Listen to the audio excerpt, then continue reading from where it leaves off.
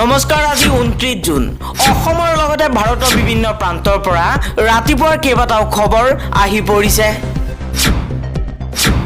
এই মুহূৰ্তত জনাইছো এটা ব্ৰেকিং নিউজ মুখ্যমন্ত্ৰীৰ মুখত নুখোৱা হ'ল আজমলৰ প্ৰসংগ মুখ্যমন্ত্ৰী হিমন্ত বিশ্ব শৰ্মা মন্ত্ৰী পীযুষ হাজৰিকাৰ মুখত এতিয়া বিশেষ সম্প্ৰদায়ৰ কথা সংখ্যালঘু মুছলমানক এতিয়া টাৰ্গেট কৰিছে মুখ্যমন্ত্ৰী হিমন্ত বিশ্ব শৰ্মা আৰু পীযুষ হাজৰিকাই বিশেষ সম্প্ৰদায়ৰ নামত অসমীয়াক ভয় খুৱাইছে মুখ্যমন্ত্ৰী হিমন্ত বিশ্ব শৰ্মাই পৰৱৰ্তী খবৰ ন্যায়াধীশক সমালোচনা মুখ্যমন্ত্ৰী হিমন্ত বিশ্ব শৰ্মাৰ এপিএছচিৰ গোচৰত আদালতৰ ৰায়ৰ সৈতে একমত নহয় মুখ্যমন্ত্ৰী হিমন্ত বিশ্ব শৰ্মা এপিএছচি কেলেংকাৰীক লৈ বহু বিষয়াৰ চাৰ্জশ্বিট দাখিল নকৰাৰ পাছতেই ন্যায়ালয় সৰব হৈ পৰিছিল বিজেপিৰ বিৰুদ্ধে এবাৰ বিজেপিৰ বিৰুদ্ধে সৰব হোৱাৰ পাছতেই মুখ্যমন্ত্ৰী হিমন্ত বিশ্ব শৰ্মাই এতিয়া ন্যায়াধীশক সমালোচনা কৰিছে এপিএছচিৰ গোচৰত আদালতৰ ৰায়ৰ সৈতে একমত নহয় মুখ্যমন্ত্ৰী হিমন্ত বিশ্ব শৰ্মা আন এটা খবৰ মোদীৰ ইচ্ছামতে নচলিব দেশৰ সংসদ ৰাজতন্ত্ৰৰ প্ৰতীক চেংগাল আঁতৰাব লাগিব সংসদৰ মজিয়াৰ পৰা ৰাজতন্ত্ৰৰ প্ৰতীক আঁতৰাই স্থাপন কৰিব লাগিব দেশৰ সংবিধান চেংগালক লৈ ধৰ্ম সংকটত পৰিছে বিজেপি পৰৱৰ্তী খবৰ কৰ্তব্যৰত অৱস্থাত কলিয়াবৰৰ উলুৱনি থানাৰ উপ পৰিদৰ্শক আয়ুব খানৰ কৰুণ মৃত্যু উচ্চ ৰক্তচাপত আক্ৰান্ত হৈ আয়ুব খানৰ মৃত্যুৰ সন্দেহ উপ পৰিদৰ্শকগৰাকীৰ ঘৰ বৰপেটাৰ হাউলিত আন এটা খবৰ ন্যায় প্ৰক্ৰিয়া বৰ দীঘলীয়া দেশত বিৰোধী ৰাজনৈতিক নেতা সাধাৰণ নাগৰিক আৰু সাহসী সাংবাদিকৰ ওপৰত দমন আৰম্ভ হৈছে এই অভিযোগ উত্থাপন কৰিছে ঝাৰখণ্ডৰ প্ৰাক্তন মুখ্যমন্ত্ৰী হেমন্ত সোৰেনে কৈছে দেশত বিৰোধী ৰাজনৈতিক নেতা সাধাৰণ নাগৰিক আৰু সাহসী সাংবাদিকৰ ওপৰত বিজেপিয়ে দমনমূলক নীতি আৰম্ভ কৰিছে কিন্তু বিজেপিয়ে মনত ৰখা দৰকাৰ এইখন দেশৰ জনতা যেতিয়া বিজেপিক শিক্ষা দিব তেতিয়া বিজেপি সম্পূৰ্ণৰূপে ধ্বংস হৈ পৰিব বিজেপিয়ে বৰ্তমান সময়ত একনায়কত্ববাদৰ শাসন চলাব বিচাৰিছে কিন্তু ইয়া হ'বলৈ কেতিয়াও নিদিব বুলি মন্তব্য কৰিছে হেমন্ত সোৰেনে লগতে কৈছে ভুৱা গোচৰ দি এগৰাকী মুখ্যমন্ত্ৰীক কাৰাগাৰত ভৰাই থব পাৰে তাৰ পাছত 50 বছৰ পূৰ্বৰ জৰুৰীকালীন সময়ৰ কথা কৈ মৃত প্ৰধানমন্ত্ৰী ইন্দিৰা গান্ধীৰ চৰিত্ৰ খনন কৰা হয় এইখন দেশত ইয়া কেনেধৰণৰ প্ৰশ্ন বা কেনেধৰণৰ উত্তৰ বা কেনেধৰণৰ চিন্তাধাৰা বুলি প্ৰশ্ন কৰিছে হেমন্ত সোৰেনে কৈছে ভুৱা গোচৰ দি যদি এগৰাকী মুখ্যমন্ত্ৰীক কাৰাগাৰত ভৰাই থব পাৰে তাৰ পাছত বিজেপিয়ে 50 বছৰ পূৰ্বৰ সেই ইমাৰ্জেঞ্চিৰ কথা ক'বলৈ লাজ থাকিব লাগে পৰৱৰ্তী খবৰ বিশ্ব স্বাস্থ্য সংস্থাৰ প্ৰতিবেদন প্ৰকাশ পৃথিৱীত বছৰি 26 লাখ লোকৰ জীৱন কাঢ়ি লৈছে সুৰাই মদে জীৱন লোৱাসকলৰ ভিতৰত সৰ্বাধিক 20ৰ পৰা 39 বছৰৰ ভিতৰত আন এটা খবৰ দয়া নাই ক্ষমা নাই সৰু বিষয়া দেখিলেই ব্ৰজ কঠোৰ ডিজিপি জিপি সিং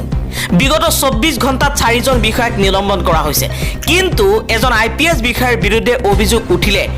অন্তৰ কোমল হৈ যায় বৰমূৰীয়া বিষয়াৰ কিন্তু কিয় আইপিএছ বিষয়াই দুখ কৰিলে হেতু দুখ নহয় নেকি প্ৰশ্ন কৰিছে বহুলোকে দুমুখীয়া স্থিতি কিয় ডিজিপি জিপি সিঙৰ এজন আইপিএছ বিষয়াই যদি ভুল কৰে সেয়া ভুল একে শাস্তি পাব লাগিব এজন সাধাৰণ বিষয়াই যদি ভুল কৰে তেওঁৰ বিৰুদ্ধেও একে ব্যৱস্থা গ্ৰহণ কৰিব লাগিব কিন্তু দুমুখীয়া স্থিতি কিয় হৈছে এজন আইপিএছ বিষয়াৰ ক্ষেত্ৰত বেলেগ নীতি আৰু এজন সৰু বিষয়াৰ ক্ষেত্ৰত বেলেগ নীতি কিয় এই মুহূৰ্তত জনাইছো এটা গুৰুত্বপূৰ্ণ খবৰ জৱাহৰলাল নেহৰুতকৈ শ্ৰেষ্ঠ প্ৰধানমন্ত্ৰী হৈছে নৰেন্দ্ৰ মোদী বিজেপিৰ সাংসদ সুধাংশু ত্ৰিবেদীৰ এই মন্তব্য এবাৰ জৱাহৰলাল নেহৰুক অপমান কৰা হৈছে জৱাহৰলাল নেহৰুক অপমান কৰি নৰেন্দ্ৰ মোদীক শীৰ্ষস্থানত ৰাখিছে সুধাংশু ত্ৰিবেদী নামৰ বিজেপি সাংসদজনে পৰৱৰ্তী খবৰ ভাৰতবৰ্ষত সংখ্যালঘু মুছলমানৰ ওপৰত অত্যাচাৰ বাঢ়িছে ভাৰতক লৈ আমেৰিকাৰ প্ৰতিবেদনত উন্মোচিত উদ্বেগজনক তথ্য। বিশ্বজুৰি ধৰ্মীয় স্বাধীনতাৰ ওপৰত আমেৰিকাৰ বাৰ্ষিক প্ৰতিবেদনত উন্মোচিত হৈছে উদ্বেগজনক তথ্য। বিদেশ সচিব এণ্টনি ব্লিংকেনৰ গভীৰ উদ্বেগ প্ৰকাশ। ভাৰতত সংখ্যালঘুৰ ঘৰ আৰু উপাসনাস্থলী ভাঙি দিয়াৰ অভিযোগ। আন এটা খবৰ, 5 মাহৰ মূৰত মুকলি আকাশৰ তললৈ আহিল প্ৰাক্তন মুখ্যমন্ত্ৰী হেমন্ত সোৰেন। কাৰামুক্ত হৈ বিজেপিৰ বিৰুদ্ধে সৰব হৈ পৰিছে ঝাৰখণ্ডৰ প্ৰাক্তন মুখ্যমন্ত্ৰীগৰাকী। ঝাৰখণ্ডৰ প্ৰাক্তন মুখ্যমন্ত্ৰী হেমন্ত সোৰেনে কৈছে, মোৰ বিৰুদ্ধে যে ষড়যন্ত্ৰ কৰা হৈছিল তাৰ প্ৰমাণ শীঘ্ৰে দেশে লাভ কৰিব। বিজেপিৰ বিৰুদ্ধে সৰব হৈ এই মন্তব্য কৰিছে হেমন্ত সোৰেনে। হেমন্ত সোৰেনে কৈছে, বিজেপি মানেই দুৰ্নীতিগ্ৰস্ত এটা দল, যি দলে শাসনৰ বাগজৰী লাভ কৰিবলৈ যিকোনো কামেই কৰিব পাৰে। বিৰোধীক দমন কৰি, বিৰোধী শেষ কৰি হ'লেও দেশৰ শাসনভাৰ তেওঁলোকৰ লাগে। 5 মাহৰ অন্তত মুকলি আকাশৰ তললৈ আহি ঝাৰখণ্ডৰ প্ৰাক্তন মুখ্যমন্ত্ৰী হেমন্ত সোৰেনে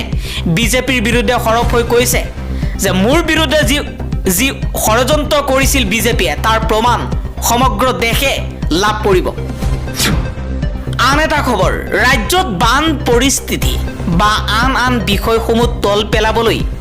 সাম্প্ৰদায়িক ৰাজনীতিৰ আশ্ৰয় লৈছে হিমন্ত বিশ্ব শৰ্মাই। ধৰ্মীয় মেৰু বিভাজন বা সাম্প্ৰদায়িকতাৰ ৰাজনীতি মুখ্যমন্ত্ৰীয়ে কৰিব বিচাৰিছে। হিন্দু মুছলমানৰ ৰাজনীতি সংবিধানৰ নামত শপত খাই কোনো এজন ব্যক্তিয়ে কৰিব পাৰে নেকি, প্ৰশ্ন কৰিছে ভূপেন কুমাৰ বৰাই। ভূপেন বৰাই কৈছে, এজন মুখ্যমন্ত্ৰীয়ে সংবিধানৰ নামত শপত খাই মুখ্যমন্ত্ৰী হয়। কিন্তু অসমৰ বাবে দুৰ্ভাগ্যজনক কথা এইটোৱেই যে এজন মুখ্যমন্ত্ৰীয়ে সংবিধানৰ নামত সৰ্বধৰ্ম, যিমানবোৰ ধৰ্মাৱলম্বী মানুহ আছে, যিমান জাতি জনগোষ্ঠী আছে, সকলোকে সমান চকুৰে চাব বুলি কয় শপত গ্ৰহণত। কিন্তু এতিয়া হিমন্ত বিশ্ব শৰ্মাই হিন্দু মুছলমানৰ সাম্প্ৰদায়িক ৰাজনীতি এইকাৰণেই কৰিছে যাতে ৰাজ্যৰ বান পৰিস্থিতি আৰু আন বিষয়সমূহ তল পৰে। পৰৱৰ্তী খবৰ, অসমৰ 5খন বিধানসভা সমষ্টিত উপ নিৰ্বাচনত 3টাতেই নতুন সাংসদৰ পত্নী পুত্ৰ হ'ব পাৰে প্ৰাৰ্থী। ৰাজ্যত অনুষ্ঠিত হ'বলগীয়া উপ নিৰ্বাচনত হয়তো দেখা যাব পৰিয়ালকেন্দ্ৰিক প্ৰাৰ্থিত্ব, সেয়া বিৰোধীয়েই হওক বা শাসকীয় পক্ষৰেই হওক। পৰিয়ালকেন্দ্ৰিক ৰাজনীতিক লৈ শাসক বিৰোধী কোনেও হয়তো সমালোচনা কৰিব নোৱাৰিব। অসমত হয়তো আৰু কেইবাটাও নিৰ্বাচনলৈ শাসক বিৰোধী কোনো দলেই পৰিয়ালকেন্দ্ৰিক ৰাজনীতিৰ কথা কৈ কাকো সমালোচনা কৰিব নোৱাৰিব। কাৰণ এইবোৰ অসমত উপ নিৰ্বাচনত বিজেপি, অগপ, কংগ্ৰেছ, AIUDF সকলোৱেই পৰিয়ালকেন্দ্ৰিক ৰাজনীতিৰে প্ৰাৰ্থী দিয়াৰ দিশে আগবাঢ়িছে।